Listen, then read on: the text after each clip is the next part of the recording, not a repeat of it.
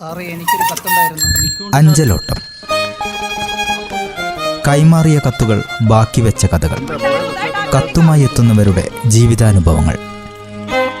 നിർവഹണം പ്രജിഷ രാജേഷ്. പുഷ്പകുമാരി.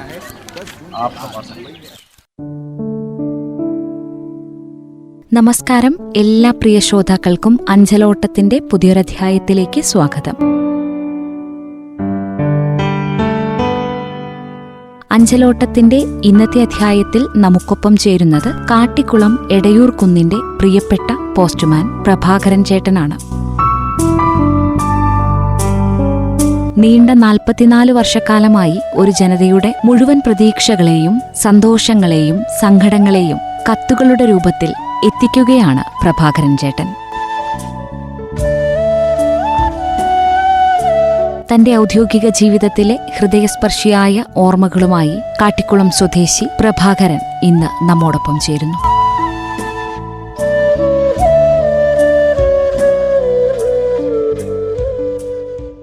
നമസ്കാരം. ഏറെ സ്നേഹത്തോടെ റേഡിയോ മാറ്റുലിയുടെ അഞ്ചലോട്ടം പരിപാടിയിലേക്ക് സ്വാഗതം ചെയ്യുകയാണ്.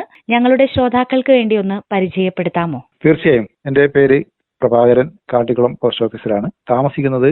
എടയൂർക്കുന്ന് എന്ന സ്ഥലത്താണ്. പ്രഭാകരേട്ടൻ ഇപ്പോഴും പോസ്റ്റൽ സർവീസിൽ ജോലി ചെയ്യുന്ന ഒരാളാണോ? ജോലി ചെയ്യുന്ന ഒരാളാണ്. എത്ര വർഷമായി പോസ്റ്റൽ മേഖലയിലേക്ക് വന്നിട്ട്? ഞാൻ 44 വർഷമായി പോസ്റ്റൽ മേഖലയിൽ. 1982 പോസ്റ്റൽ മേഖലയിൽ വന്നതാണ്. ആഹാ. ഇഷ്ടത്തോടെ എത്തിയതാണോ? എന്തായിരുന്നു ഈ മേഖലയിലേക്ക് എത്തിയ ഒരു സാഹചര്യം ഒന്ന് പറയാമോ? ഞാൻ SSLC കഴിഞ്ഞ് 2 വർഷം PDC കഴിഞ്ഞു. പിന്നെ ഒറ്റ വർക്കുകളൊന്നും ചില അത്യാവശ്യം വളരെ കൂലിപ്പണിക്കൊക്കെ പോയിക്കൊണ്ടിരുന്നു. അതിനിടയ്ക്കാണ് എന്റെ ഒരു സുഹൃത്തായ ഒരാളുടെ ഒരു ലീവ് വേക്കൻസിയിൽ പോസ്റ്റ് ഓഫീസിൽ ഇങ്ങനെ പണിയെടുക്കാൻ വേണ്ടി കയറിയത്. അങ്ങനെ ലീവ് വേക്കൻസി പണിയെടുത്തുകൊണ്ടിരിക്കുമ്പോൾ തന്നെ അത് അവിടെ ഒരു പോസ്റ്റിംഗ് ആയി എനിക്ക് കിട്ടുകയും അതിൽ ഞാൻ തുടരുകയാണ് ചെയ്തത്. ഇപ്പൊ വീടിനടുത്തുള്ള പോസ്റ്റ് ഓഫീസിൽ തന്നെയാണോ? അതെ അതെ അതെ. അതുകൊണ്ട് തന്നെ ആ പ്രദേശത്തെ ആളുകളെയൊക്കെ പ്രഭാകരൻ ചേട്ടൻ അറിയാമായിരുന്നു അല്ലേ? കുറേയേറെ പേരെ അറിയാം. ഇപ്പോഴും പല ഈ തിരുനെല്ലി പഞ്ചായത്തിലെ വിവിധ ഭാഗങ്ങളിലുള്ള ആൾക്കാരെ എനിക്ക് പരിചയമുണ്ട്. ആദ്യമൊക്കെ ബുദ്ധിമുട്ട് തോന്നിയിരുന്നോ സ്ഥലങ്ങളും വീടുകളും ഒക്കെ കണ്ടെത്താൻ? പിന്നെ തീർച്ചയായിട്ടും വല്ലാത്ത ബുദ്ധിമുട്ടായിരുന്നു. അതെന്ന് അന്ന് നമുക്ക് ഇതുപോലുള്ള റോഡുകളോ വാഹന സൗകര്യങ്ങളോ ഒന്നും ഇല്ലാതിരുന്ന കാലമാണ്. ഞാനന്ന് ചാർജ് എടുക്കുന്ന സമയത്ത് അന്ന് നടന്നിട്ട് തന്നെയാണ് ഞാൻ കത്ത് കൊണ്ടുപോയി കൊടുത്തിരുന്നത്. മഴയത്ത് ചെളിയും വെയിലത്ത് കഠിന വെയിലും ഒക്കെ ആയിട്ട് പോയിക്കൊണ്ടിരുന്ന വിഷമം തന്നെയായിരുന്നു. താങ്കൾ ഇപ്പൊ ജോലി തുടങ്ങിയ ആ കാലത്തെ ഒരു തപാൽ രീതികളും ഇന്നത്തെ രീതികളും തമ്മിൽ ഇപ്പൊ 44 വർഷമായല്ലോ ഈ മേഖലയിൽ ജോലി ചെയ്യുന്നു. പ്രധാന മാറ്റങ്ങൾ എന്തൊക്കെയാണ് തോന്നിയിട്ടുള്ളത്? പ്രധാന മാറ്റങ്ങൾ എന്ന് പറഞ്ഞു കഴിഞ്ഞാൽ അന്ന് നമുക്ക് കത്തുകൾ അതായത് വിവരങ്ങൾ അന്വേഷിച്ചുകൊണ്ടുള്ള കത്തുകൾ ധാരാളം ഉണ്ടായിരുന്നു. പക്ഷെ ഇന്ന് അതില്ല. ഇന്ന് നമ്മുടെ വിവരങ്ങൾ അന്വേഷിച്ചുകൊണ്ടുള്ള കത്തുകൾ, അതായത് ഇല്ലന്റുകൾ, കാർഡുകളൊന്നും നമുക്ക് പിന്നെ വരുന്നില്ല. ഇന്നെല്ലാം ഫോണിലെ കൂടിയുള്ള ഒരു വ്യത്യസ്തമായ ഒരു ഫോണിലെ കൂടിയാണ് വരുന്നത്. പിന്നെ അതുകൂടാതെ തന്നെ ഇന്ന് തപാൽ മേഖലയിൽ ബിസിനസ് മേഖലയാണ് കൂടുതലായിട്ടുള്ളത്. നമ്മൾ ഇൻഷുറൻസുകൾ, സുകന്യ സമൃദ്ധി കുട്ടികൾക്കുള്ളത്, അതുപോലുള്ള കാര്യങ്ങളാണ് ഇന്ന് കൂടുതലുള്ളത്. എഴുത്തുകൾ എന്ന് പറയുന്നത് വളരെ കുറവാണ്. അതായത് സുഖവിവരം അന്വേഷിച്ചുള്ള എഴുത്തുകൾ വളരെ കുറവാണ്. കത്തുകൾ വളരെ കുറഞ്ഞിട്ടുണ്ട് അല്ലേ ഇപ്പോ? കത്തുകൾ എന്ന് പറഞ്ഞത് അതാ ഞാൻ നേരത്തെ പറഞ്ഞത്. സുഖവിവരങ്ങൾ അന്വേഷിച്ചുള്ള കത്ത് കുറഞ്ഞിട്ടുണ്ട്. പക്ഷെ ബുക്ക് പോസ്റ്റുകൾ, മറ്റ് പ്രസിദ്ധീകരണങ്ങൾ, ബാങ്ക് നോട്ടീസുകൾ, അങ്ങനെയുള്ള കാര്യങ്ങളൊക്കെ വർദ്ധിച്ചിട്ടേ ഉള്ളൂ. ഇപ്പൊ 44 വർഷമായല്ലോ ഈ ഒരു മേഖലയിൽ ജോലി ചെയ്യുന്നു. അപ്പോ ഇത്രയും നാളത്തെ ഒരു സർവീസിനിടയ്ക്ക് മനസ്സിനെ സ്പർശിച്ച ഏതെങ്കിലും ഒരു അനുഭവം ഉണ്ടായിട്ടുണ്ടോ? മനസ്സിനെ സ്പർശിച്ച അനുഭവം എന്ന് പറഞ്ഞു കഴിഞ്ഞാൽ വളരെയേറെ ഉണ്ടായിട്ടുണ്ട്. നമ്മുടെ അന്ന് കാലങ്ങളിൽ വിധവാ പെൻഷൻ, അതായത് പ്രായമുള്ളവർക്ക് പെൻഷൻ കൊടുക്കുന്ന രീതി പോസ്റ്റ് ഓഫീസ് വഴിയായിരുന്നു ഉണ്ടായിരുന്നത്. പക്ഷെ ഇന്നതില്ല. ഇന്ന് ബാങ്കുകൾ മുഖേനയാണ് പെൻഷനൊക്കെ വരുന്നത്. അപ്പോൾ അന്ന് ഞാൻ കുറച്ച് കിലോമീറ്ററുകൾ നടന്ന് ഉള്ളോട്ടുള്ള പുഞ്ചവയൽ എന്ന് പറയുന്ന സ്ഥലം വരെ എനിക്ക് അന്ന് എന്റെ ഡെലിവറി ബീറ്റായിരുന്നു. അതെല്ലാം ഫോറസ്റ്റിലേക്കൂടെ നടന്നു പോയിക്കൊണ്ടിരിക്കുന്ന സ്ഥലമാണ്. അവിടെയൊക്കെ എനിക്ക് ഈ തീരെ സുഖമില്ലാത്ത അല്ലെങ്കിൽ പ്രായാധിക്യം കൊണ്ട് വിഷമിക്കുന്നവർക്ക് പെൻഷൻ കൊടുക്കാൻ വേണ്ടി പോകുമ്പോൾ അവരുടെ ആ സ്നേഹം, അതായത് ഞാൻ പൈസയും കൊണ്ട് വരുമ്പോൾ എന്നെ നോക്കി നിൽക്കുന്ന ആ ഒരു ഇത് നമുക്കൊരു ഹൃദയസ്പർശിയായ ഒരു കാഴ്ച തന്നെയായിരുന്നു. അങ്ങനെ വീടുകളിൽ കത്തൊക്കെ കൊണ്ടു കൊടുക്കുമ്പോൾ അവിടുത്തെ ആളുകളുമായിട്ടൊരു ആത്മബന്ധം സ്ഥാപിച്ച് അത് തുടർന്ന് കൊണ്ടുപോകാൻ വേണ്ടിയിട്ട് പ്രഭാകരൻ ചേട്ടന് കഴിഞ്ഞിട്ടുണ്ടോ? തീർച്ചയായും കഴിഞ്ഞിട്ടുണ്ട്. അത് ഇന്നും എന്റെ ഈ ഡെലിവറി ഏരിയയിൽ പോയി കഴിഞ്ഞാൽ എന്നെ കുറിച്ച് അന്വേഷിച്ചാൽ എന്റെ പിന്നെ പെരുമാറ്റം അല്ലെങ്കിൽ എന്റെ പിന്നെ സാമീപ്യം എന്തെല്ലാണെന്ന് അവരോട് ചോദിച്ചാൽ മനസ്സിലാവുന്നതാണ്.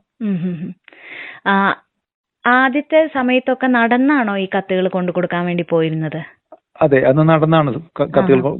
ചില വാഹന സൗകര്യങ്ങളില്ല, അല്ലെങ്കിൽ റോഡുകളില്ല, അങ്ങനെയുള്ള സ്ഥലം നടന്നു തന്നെയാണ് കിലോമീറ്ററുകളോളം 10-20 കിലോമീറ്ററൊക്കെ ചിലപ്പോൾ ചില ദിവസങ്ങൾ ഈ പെൻഷനൊക്കെ വരുന്ന സമയങ്ങളിൽ പിന്നെ ബാങ്ക് രജിസ്റ്റേർഡൊക്കെ വരുന്ന സമയം നടന്നു തന്നെ പോകണം. ഇന്നാണ് ഇപ്പോൾ വാഹനങ്ങളൊക്കെ വന്നതും റോഡുകൾ സൗകര്യങ്ങൾ വന്നതും ഇന്ന് വാഹനങ്ങളിലൊക്കെ പോയിക്കൊണ്ടിരിക്കുന്ന ആൾക്കാരാണ് കൂടുതലും. പ്രഭാകരേട്ടൻ ഇപ്പോഴും നടന്നിട്ട് തന്നെയാണോ കൊടുക്കുന്നത്? ഞാനിപ്പം നടന്നിട്ടല്ല, ഞാനിപ്പം പിന്നെ 2 വീലറാണ് ഉപയോഗിക്കുന്നത്. ഇപ്പോ പണ്ടുള്ള സമയത്തൊക്കെ വീടുകൾ ഇപ്പോൾ ഉള്ളതുപോലെ അടുത്തടുത്തല്ലല്ലോ ഉണ്ടാവാറുള്ളത്. ഒരു വീടുമായിട്ട് അടുത്ത വീടിന് കുറേ ദൂരം ഉണ്ടാവും ചിലപ്പോ. അപ്പോ ഈ അഡ്രസ്സുകൾ തപ്പി കണ്ടുപിടിക്കാൻ വേണ്ടിയിട്ട് ബുദ്ധിമുട്ടുകൾ വന്നിട്ടുണ്ടോ? വന്നിട്ടുണ്ട്. അഡ്രസ് കണ്ടുപിടിക്കാൻ ബുദ്ധിമുട്ട് വന്നിട്ടുണ്ട്. ഇന്ന് അടുത്തടുത്ത് വീടുകളുണ്ട്, പിന്നെ ഉന്നതികളാണ് ഇന്ന് കൂടുതലുള്ളത്. അപ്പം വീട് കണ്ടുപിടിക്കാനുള്ള ബുദ്ധിമുട്ട് എന്ന് വെച്ച് കഴിഞ്ഞാൽ അടുത്ത് പിന്നെ ഉള്ളവർക്ക്, പക്ഷെ നാടൻ പ്രദേശങ്ങളെ അപേക്ഷിച്ച് നമുക്ക് ഇവിടെ പിന്നെ അയൽവക്കങ്ങളുമായിട്ട് നല്ല ബന്ധങ്ങളുണ്ടായിരുന്നു. കുറെ അകലെയാണ് വീട് എങ്കിലും അപ്പൊ ചോദിച്ചു കഴിഞ്ഞാൽ പറയും ഇന്ന സ്ഥലങ്ങളാണ്, അല്ലെങ്കിൽ വഴി പറഞ്ഞു തരുമായിരുന്നു അവര് ഇന്ന സ്ഥലത്താണെന്നുള്ളത്. പിന്നെ ഓർമ്മയിൽ എപ്പോഴെങ്കിലും ഉണ്ടോ ഇത് എത്തേണ്ട സമയത്ത് കത്തോ അല്ലെങ്കിൽ രജിസ്റ്റേർഡോ അല്ലെങ്കിൽ അഡ്വൈസ് മെമ്മോയോ ഒക്കെ എത്തിക്കാൻ വൈകിയ അനുഭവങ്ങളോ ഓർമ്മകളോ ഉണ്ടോ? എന്റെ കയ്യിൽ നിന്ന് അങ്ങനെ ഒരു പാളിച്ച് ഇതുവരെ വന്നിട്ടില്ല. പ്രത്യേകിച്ച് എല്ലാ വീടുകളിലും തന്നെ കൊണ്ടുപോയി ഞാൻ ആർട്ടിക്കിൾ കൊടുക്കുന്ന ഒരു വ്യക്തി ആയതുകൊണ്ട് തന്നെ എനിക്ക് അങ്ങനെ ഒരു പിന്നെ അങ്ങനെ ഒന്നും വൈകി കൊടുക്കേണ്ടതായി വന്നിട്ടോ ഇല്ല. അങ്ങനെ ഒരു പരാതികളോ ഡിപ്പാർട്ട്മെന്റിൽ എന്റെ പേരിൽ ഇല്ല. പിന്നെ 44 വർഷം മുമ്പ് ഈ ഒരു ജോലി തുടങ്ങിയെന്ന് പറയുമ്പോൾ ഇപ്പൊ എല്ലാവരും സാക്ഷരരാണ്, ഒരുവിധം എല്ലാവർക്കും വായിക്കാൻ അറിയാം. ആ സമയത്തൊക്കെ വായിക്കാൻ അറിയാത്ത ആളുകൾക്ക് കത്തുകൾ ദൂരെ നിന്നൊക്കെ എത്തിക്കുക, എന്നിട്ട് അവർക്ക് വായിച്ചു കൊടുക്കേണ്ടി വന്ന അനുഭവങ്ങൾ ഉണ്ടായിട്ടുണ്ടോ? ഉണ്ട്, വായിച്ചു കൊടുക്കേണ്ടതായിട്ടുണ്ട്, എഴുതി കൊടുക്കേണ്ടതായി വന്നിട്ടുണ്ട്, ഒരു അനുഭവങ്ങൾ ഉണ്ടായിട്ടുണ്ട്. പിന്നെ അന്ന് ഗൾഫ് മേഖലകളിൽ നിന്നൊക്കെ കത്ത് വരുമ്പോൾ അത് വായിച്ചു കൊടുക്കാനും അങ്ങോട്ട് മറുപടി അയച്ചാനും എഴുതി കൊടുക്കാനും, പിന്നെ അവർക്ക് വേണ്ടുന്ന ഈ അപേക്ഷകൾ പഞ്ചായത്തിലായാലും വില്ലേജിലായാലും അപേക്ഷകൾ എഴുതി കൊടുക്കാനും അല്ലെങ്കിൽ പോലീസ് സ്റ്റേഷനിൽ അപേക്ഷ എഴുതി കൊടുക്കാനും ഒക്കെ സഹായിച്ചിട്ടുണ്ട്, ഞാൻ ചെയ്തിട്ടുണ്ട്. അതെ അല്ലേ? അപ്പൊ ഇനി എത്ര വർഷം കൂടി ഈ ഒരു മേഖലയിൽ ഉണ്ട്? ഇനി ഒരു വർഷം കൂടിയേ ഉള്ളൂ. ഒരു വർഷം കൂടി കഴിഞ്ഞാൽ ഞാൻ റിട്ടയർ ആകും. അപ്പൊ 45 വർഷം ഈ ഒരു മേഖലയിൽ ജോലി ചെയ്തതിൽ നിന്ന് ഇപ്പോ റിട്ടയർ ആയിട്ടുള്ള വിശ്രമ ജീവിതം നയിക്കുന്ന ആളുകളോട് ചോദിച്ചാൽ പറയും ജോലി ചെയ്യുന്ന സമയം വളരെ മനോഹരമായിട്ടാണ്, വളരെ സ്നേഹത്തോടെയാണ് എല്ലാവരും കണ്ടിരുന്നത്. പക്ഷേ നമ്മള് കേന്ദ്ര സർക്കാരിന്റെ ഭാഗത്തു നിന്ന് അല്ലെങ്കിൽ സർക്കാരിന്റെ ഭാഗത്തു നിന്ന് ഈ പോസ്റ്റൽ മേഖലയിലുള്ളവർക്ക് വേണ്ടിയിട്ട് വിരമിച്ചതിന് ശേഷമുള്ള സഹായമോ ആനുകൂല്യങ്ങളോ ഒന്നും ലഭ്യമാകുന്നില്ല എന്നൊരു പരാതി പറഞ്ഞിരുന്നു. എന്താ പ്രഭാകരേട്ടന് തോന്നുന്നത്? ശരിയാണത്. നമുക്ക് പോസ്റ്റൽ ഡിപ്പാർട്ട്മെന്റിൽ നമ്മളെ പിന്നെ ഈ നമ്മളെപ്പോലുള്ള, അതായത് പിന്നെ ഡാക് സേവകർ എന്നാണ് നമ്മളെ പേര് പറയുന്നത്, അവർക്ക് തിരിഞ്ഞു കഴിഞ്ഞു കഴിഞ്ഞാൽ മറ്റു പെൻഷൻ പോലുള്ള കാര്യങ്ങളൊന്നും നമുക്ക് കിട്ടുന്നില്ല. അതൊരു പിന്നെ വിഷമമുള്ള കാര്യം തന്നെയാണ്. ഇത്രയും കാലം നമ്മൾ ജനങ്ങളെ സേവിച്ച് വെച്ചിട്ട് നമുക്ക് ഇതൊരു വിശ്രമ ജീവിതത്തിന് ചെറിയൊരു പൈസ പോലും നമുക്ക് കിട്ടുന്നില്ല എന്നുള്ളൊരു ദുഃഖം എല്ലാവർക്കും ഉണ്ട്, പിരിഞ്ഞവർക്കും ഉണ്ട്, ഇപ്പം ഡിപ്പാർട്ട്മെന്റിലുള്ളവർക്കും ഉണ്ട്. അപ്പൊ അതിനൊരു മാറ്റം വരണമെന്ന് ആഗ്രഹിക്കുന്നു അല്ലേ? മാറ്റം വരണമെന്ന് തീർച്ചയായിട്ടും ആഗ്രഹിക്കുന്ന ഒരാളാണ് ഞാൻ. അതുപോലെ ഫോറസ്റ്റിലൂടെയൊക്കെ പോണ്ടി വന്നു എന്ന് പറഞ്ഞിട്ടുണ്ട്. അതും ഈ സമയത്തല്ല, മുമ്പൊക്കെ പോകുമ്പോ വന്യമൃഗങ്ങളൊക്കെ ഒരുപാട് ഉണ്ടായിരുന്ന സമയത്തൊക്കെ യാത്ര ചെയ്യുമ്പോ ഒക്കെ പേടിയോ അങ്ങനെ എന്തെങ്കിലുമൊക്കെ ബുദ്ധിമുട്ടുകൾ നേരിടേണ്ടി വന്നിട്ടുണ്ടോ? പേടി മാത്രമല്ല, പിന്നെ വന്യമൃഗങ്ങളെ അഭിമുഖീകരിക്കേണ്ടി വന്നിട്ടുണ്ട്. ഈ ഞാൻ നേരത്തെ പറഞ്ഞ പോലെ പിഞ്ചവയൽ എന്ന് പറഞ്ഞ സ്ഥലങ്ങളിൽ അവിടെ പെൻഷൻ കൊടുക്കാൻ പോകുമ്പം ആനകൾ, ഇഷ്ടംപോലെ ആനകൾ, അത് കൂപ്പിലേക്ക് കൂടി പണ്ടിൽ മരം മുറിച്ചത് എടുക്കാൻ ലോറി പോകാൻ വേണ്ടിയുള്ളൊരു റോഡ് മാത്രമേ ഉണ്ടായിരുന്നുള്ളൂ. 2 പുഴ കടന്നു വേണം ആ സ്ഥലത്തെത്താൻ. അപ്പൊ ആ വഴിക്ക് പോകുമ്പോൾ കാട്ടാനകളെ കണ്ടിട്ടുണ്ട്, തിരിച്ചു ഓടിയിട്ടുണ്ട്. പിന്നെ അതൊരു രസകരമായ ഒരു കാര്യം എന്ന് പറഞ്ഞു കഴിഞ്ഞാൽ എപ്പോഴും കാട്ടാനെ പ്രതീക്ഷിച്ചാണല്ലോ നമ്മൾ പോകുന്നത്. അപ്പൊ ഒരു ദിവസം ഞാൻ പോകുമ്പോൾ ഒരു ആന വഴിക്ക് നിൽക്കുന്നുണ്ടായിരുന്നു. ഞാനത് കണ്ട് തിരിച്ചോടി ഇപ്പൊ ഈ സ്ഥലത്ത് വന്നിട്ട് കടയിൽ ഇങ്ങനെ കാര്യങ്ങൾ പറഞ്ഞിട്ട് എന്നോട് ചോദിച്ചു എവിടെ ആനനെ കണ്ടതെന്ന്. ഞാൻ പറഞ്ഞത് ഇന്ന സ്ഥലത്ത് ആനനെ കണ്ടതെന്ന് പറഞ്ഞു. എടാ അത് നാട്ടാനയാണ്, അത് മരം വലിക്കാൻ കൊണ്ടെന്നാണെന്ന് പറഞ്ഞു. അങ്ങനെ എനിക്കൊരു അവളിയെ പറ്റിയിട്ടുണ്ട്. അപ്പൊ ഈ ഒരു ജോലിയിൽ ഏറെ സംതൃപ്തിയോടെ ആണോ പ്രഭാകരേട്ടൻ മുന്നോട്ട് പോയിക്കൊണ്ടിരിക്കുന്നത്? എന്നെ സംബന്ധിച്ചിടത്തോളം എനിക്ക് പിന്നെ ഇങ്ങനെ അതായത് പിരിഞ്ഞതിന് ശേഷം ആനുകൂല്യങ്ങളൊന്നും കിട്ടുന്നില്ല എന്നുണ്ടെങ്കിൽ തന്നെ ഞാനിപ്പം എന്റെ ജോലിയിൽ ഞാൻ സംതൃപ്തൻ തന്നെയാണ്. എനിക്ക് എന്നെ സംബന്ധിച്ചിടത്തോളം പിന്നെ മറ്റ് സ്വഭാവമോ അങ്ങനെയുള്ള, ഞാൻ അങ്ങനെയല്ല പറയുന്നത്, മറ്റേ ആ ഒരു സ്വഭാവമൊന്നും ഇല്ലാത്ത ഒരാളാണ്. അതുകൊണ്ട് എല്ലാം ജനങ്ങളുമായിട്ടെല്ലാം ഇടപെടാനും എനിക്ക് കഴിയുന്നുണ്ട് എന്നുള്ളത് കൊണ്ട് തന്നെ ഞാൻ തീർച്ചയായിട്ടും അത് അംഗീകരിക്കുന്നുണ്ട്. അതുപോലെ ഈ കത്തുകളും ദൂരദേശങ്ങളിൽ നിന്ന് വരുന്ന കത്തുകളെ പോലെ പ്രധാനപ്പെട്ടതായിരുന്നല്ലോ ഒരു കാലത്ത് മണി ഓർഡറുകൾ എന്ന് പറയുന്നത്. അത് നമ്മളൊരു കുടുംബത്തിലേക്ക് എത്തിക്കുമ്പോൾ ഉണ്ടാവുന്ന ആ ഒരു സന്തോഷം അവർ കാത്തിരിക്കുകയായിരിക്കും. അങ്ങനെയുള്ള ഓർമ്മകളൊക്കെ ഒന്ന് പങ്കുവയ്ക്കാമോ? മണി ഓർഡറുകൾ എന്ന് പറഞ്ഞാൽ അന്ന് മണി ഓർഡർ ഞാൻ പറഞ്ഞല്ലോ, നേരത്തെ പെൻഷൻ വരുന്ന കാര്യം, അതുപോലെ തന്നെ മറ്റു മണി ഓർഡറുകളും വരുന്ന സമയത്ത് അന്ന് പിന്നെ ഫോണിൽ ഇല്ലല്ലോ, വിളിച്ചു പറയാനൊന്നും ഇല്ലല്ലോ. ലാൻഡ് ഫോണുകളാണ് വളരെ പിന്നെ സുലഭമായിട്ടും അതും ഇല്ല. പല ഈ ധനികന്മാരുടെ വീടുകളിലൊക്കെ ഈ ലാൻഡ് ഫോൺ ഉണ്ടാവുകയുള്ളൂ. അപ്പൊ ഈ മണി ഓർഡർ വരുന്ന സമയത്ത് അവർ പല പ്രാവശ്യം അന്വേഷിച്ചിട്ട് പോസ്റ്റ് ഓഫീസിൽ വരും. ചിലപ്പോൾ പോസ്റ്റൽ തകരാറ് കൊണ്ട് തന്നെ വൈകി വരുന്നുണ്ട്. ഇന്നത്തെ പോലെ സാങ്കേതിക വിദ്യ അന്ന് പിന്നെ ഇതായിട്ടില്ല, വളർച്ചയെത്തിയിട്ടില്ല. അപ്പൊ തന്നെ മണി ഓർഡറുകളൊക്കെ വരാൻ ചില സമയങ്ങളിൽ താമസിക്കാറുണ്ട്. അപ്പൊ അവര് വളരെ പിന്നെ ആകാംക്ഷ കരുതുന്നത് പോസ്റ്റ് ഓഫീസിൽ വരും, ഇന്നില്ല വന്നില്ല അവന് തിരിച്ചു പോകുമ്പോൾ അവരുടെ ആ മാനസികാവസ്ഥ അല്ലെങ്കിൽ അവരുടെ മുഖം കാണുമ്പോൾ നമുക്കൊരു വിഷമം തീർച്ചയായിട്ടും ഉണ്ടാകാറുണ്ട്. ചിലവർക്ക് നമ്മള് പിന്നെ പ്രവാരട്ട അല്ലെങ്കിൽ പിന്നെ ഒരു 500 രൂപ അല്ലെങ്കിൽ 100 രൂപ ഞാൻ പെൻഷൻ വന്നിട്ട് അല്ലെങ്കിൽ മണി ഓർഡർ വന്നിട്ട് അയക്കാനുണ്ടെങ്കിൽ വന്നാൽ തരാം എന്ന് പറഞ്ഞിട്ട് കൊടുക്കാനും എനിക്ക് സാധിച്ചിട്ടുണ്ട്, കൊടുത്തിട്ടുണ്ട്.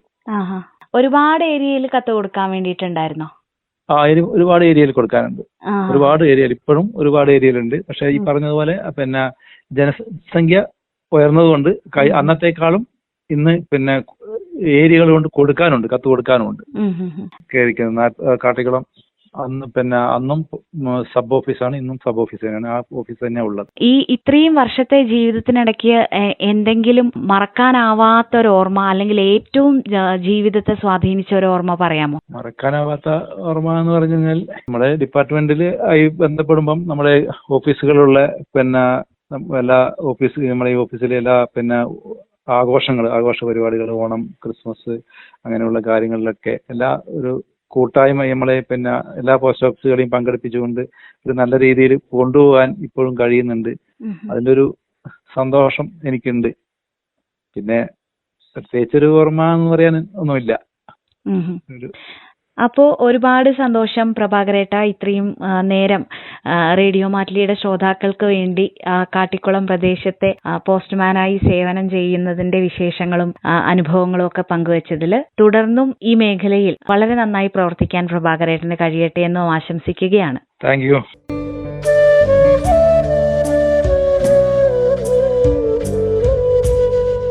സാങ്കേതിക വിദ്യയുടെ അതിപ്രസരത്തിൽ കത്തുകൾ ഇന്ന് അപൂർവമായിരിക്കാം. പക്ഷേ പ്രഭാകരൻ ചേട്ടനെ പോലെയുള്ള മനുഷ്യർ പകർന്നു നൽകിയ ആത്മാർത്ഥതയ്ക്കും സ്നേഹബന്ധങ്ങൾക്കും പകരമാകാൻ ഒരു ഡിജിറ്റൽ സേവനങ്ങൾക്കും സാധിക്കില്ല.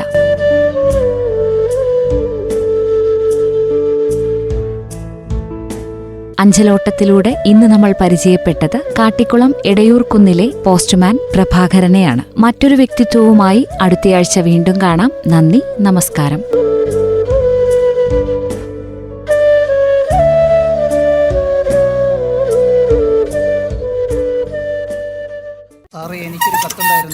അഞ്ചലോട്ടം. കൈമാറിയ കത്തുകൾ ബാക്കി വെച്ച കഥകൾ. കത്തുമായി എത്തുന്നവരുടെ ജീവിതാനുഭവങ്ങൾ. നിർവഹണം പ്രജിഷ രാജേഷ്. पुष्पा कुमारी.